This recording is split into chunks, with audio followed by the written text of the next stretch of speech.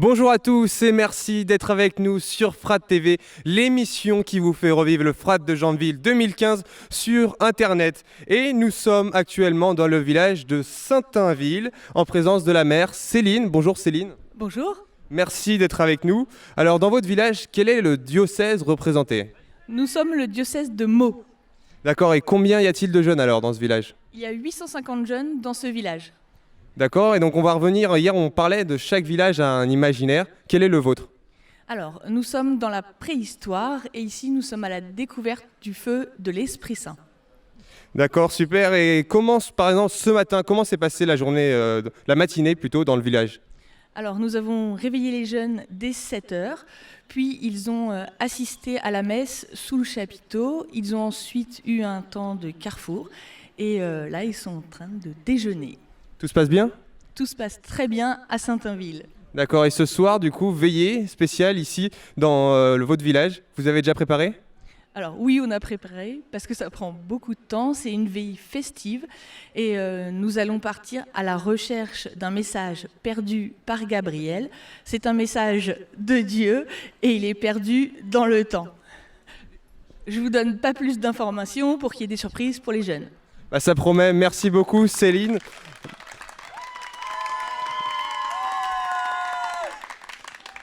On retrouve tout de suite le premier reportage du soir avec La Quotidienne.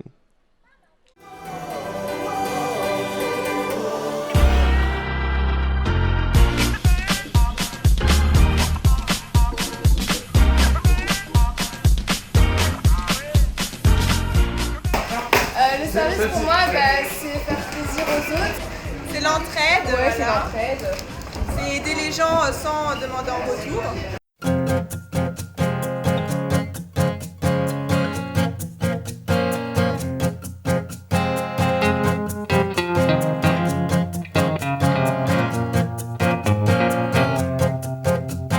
J'ai reçu une lettre il y a un mois peut-être. Donc bonjour, est-ce que tu peux te présenter et nous expliquer votre projet? Oui, bonjour, je suis Laura, je fais partie de l'équipe diocésaine du Val d'Oise. Pour notre action de solidarité, on a fait venir Yalda, qui est un chrétien d'Irak et qui est réfugié en France. Donc il nous a fait son témoignage de sa venue en France et on a fait faire des cartes postales pour les jeunes. Les jeunes ont écrit un petit mot pour les enfants d'Irak qui sont encore dans les camps et on va leur faire parvenir grâce à l'association Fraternité en Irak. Je suis dans la joie, une joie immense.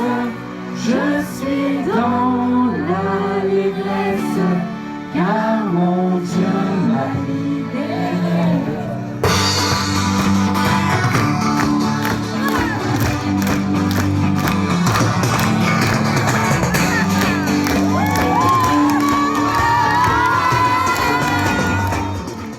Les jeunes vont devoir retrouver l'eau du baptême à travers donc différentes épreuves qui vont être constituées par la recherche d'une force à valider.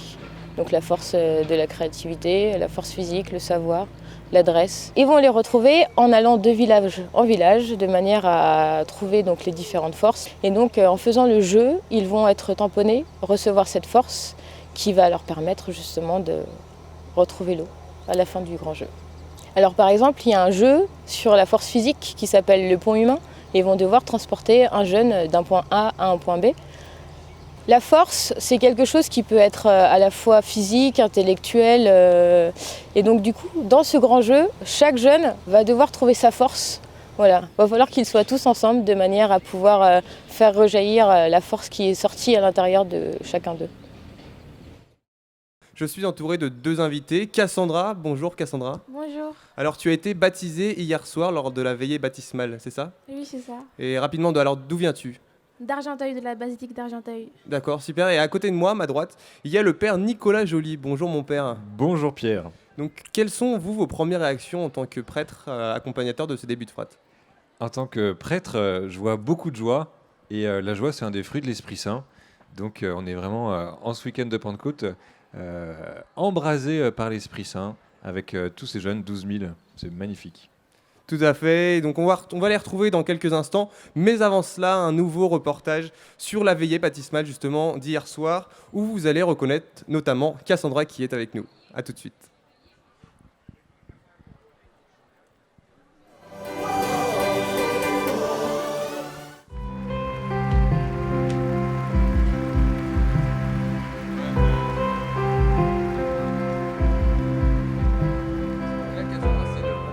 Croyez-vous en Jésus-Christ, son Fils unique?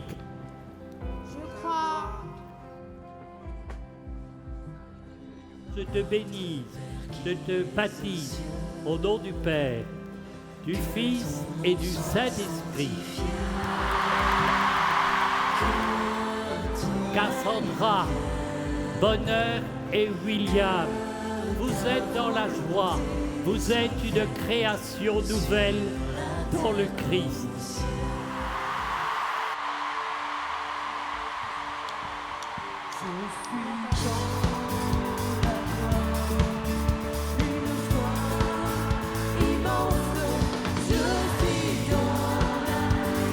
Ça permet aux jeunes, aux 12 000 jeunes qui sont présents, de voir ce qu'est le baptême, ce qu'ils ont vécu eux-mêmes. En fait, moi j'ai été très contente de voir un baptême parce que j'ai été baptisée mais j'ai jamais eu l'occasion d'en voir un. En fait, de les voir entrer dans la famille de Dieu, nous on est dans la famille de Dieu donc c'est comme si on voit de nouvelles personnes entrer dans notre famille et franchement ça fait super plaisir. Tout le monde était soudés, on était tous là pour les catéchumènes. Ça m'a rappelé des souvenirs quand j'ai fait mon baptême et du coup on était tous heureux pour eux. Votre filleule vient d'être baptisée. Est-ce que vous avez un message pour elle? Oui, j'ai un message pour elle. Vraiment qu'elle reste comme elle est et qu'elle sache qu'elle a beaucoup de chance. Parce qu'avoir la chance d'être baptisée devant 12 000 personnes, ça veut dire vraiment que là-haut, il y a quelqu'un. Alors Cassandra, que d'émotions dans ces images qu'on a revues d'hier soir. Qu'est-ce que ça fait d'être baptisée ici au Frat de Janville 2015 devant plus de 12 000 jeunes? C'est vrai que d'un côté, je prends ça comme une chance parce qu'il n'y a pas beaucoup de personnes qui ont l'occasion de se faire baptiser devant autant de monde et je suis très contente d'avoir pu le faire ici. D'accord, on va rappeler aussi que tu as reçu le sacrement de la confirmation également hier soir. Alors qu'est-ce que ça faisait quand tu entendais 12 000 jeunes crier et t'aimer aussi et chanter avec toi? Au début, j'étais stressée, justement parce qu'il y avait autant de gens, mais en fait, ils ont tous été super sympas, ils ont applaudi, ils m'ont remercié, ils m'ont félicité, c'était vraiment génial. Et donc, qu'est-ce qui t'a donné envie de réaliser ce baptême? C'est grâce à ma cousine, parce que en fait, dans ma famille, on est très pratiquants, mais en fait, on n'en parlait pas beaucoup, et grâce à elle, elle m'en a parlé. Elle me parlait souvent de la religion, elle me lisait souvent des passages de la Bible, et c'est grâce à elle que j'ai voulu en savoir plus et voilà, connaître plus Jésus. Donc tu t'es inscrit à l'aumônerie, c'est ça? Oui, c'est elle qui m'a inscrite justement à l'aumônerie. Depuis quand? Cette année. En fait, j'ai commencé l'année dernière, mais je suis vraiment rentrée cette année en fait. Et ça t'a tout de suite plu? Oui. Et tu t'es dit, je veux me baptiser, je veux me faire baptiser. Oui.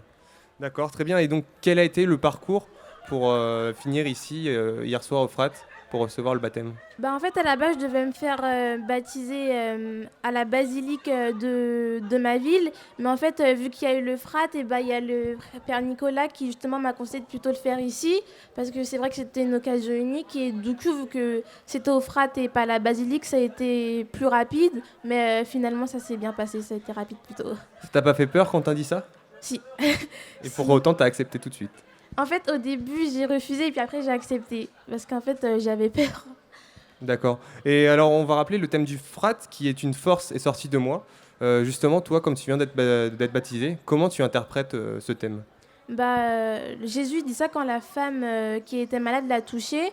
Et en fait, je crois que c'est grâce à sa foi, à la croyance qu'elle avait en Jésus, elle a tout de suite été guérie, que c'est grâce à sa foi que Jésus l'a ressenti par rapport aux autres en fait.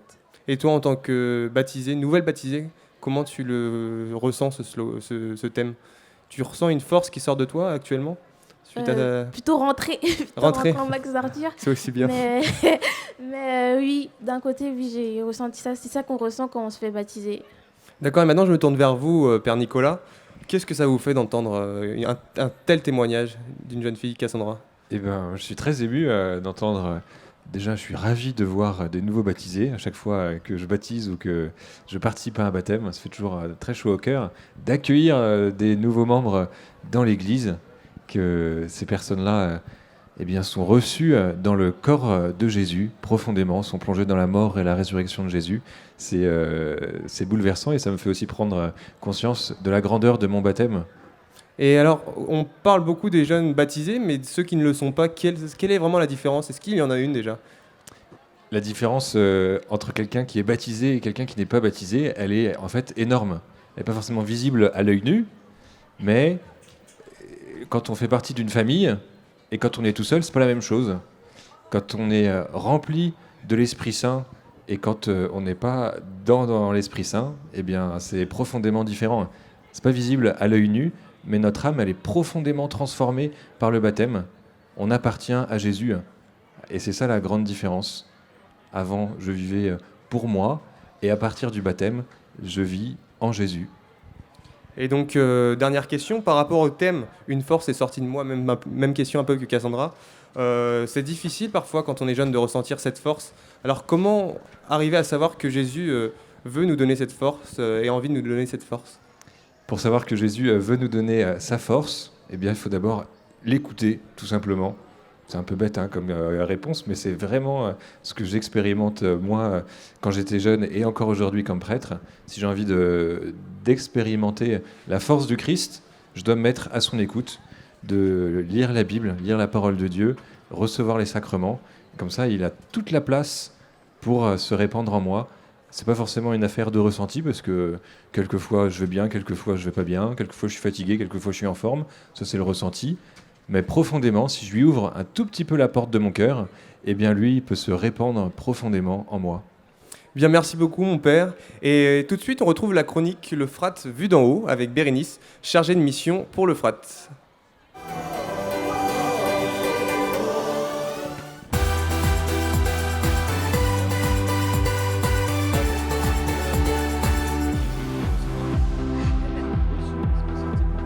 Je suis Bérénice Declercq et je suis chargée de mission pour le Fraternel.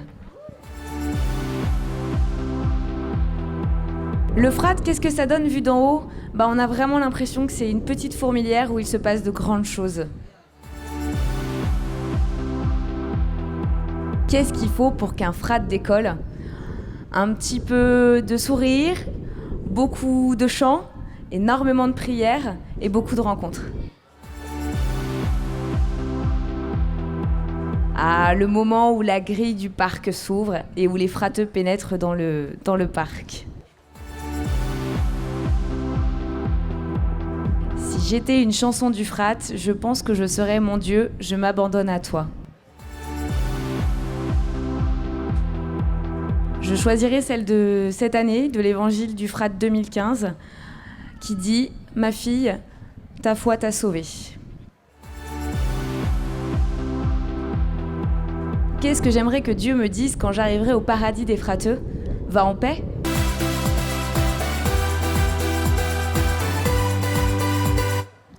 Et c'est la fin de cette émission. Merci d'avoir été avec nous. Merci à Cassandra. Merci au père Nicolas Joly d'avoir été avec nous, d'avoir répondu présent à notre invitation. Et merci évidemment à Saint-Inville, le village, de nous avoir accueillis. À la mère du village, Céline. On les entend derrière. Retrouvez-nous demain sur frat.org pour une nouvelle émission en compagnie de William. À très vite, à bientôt.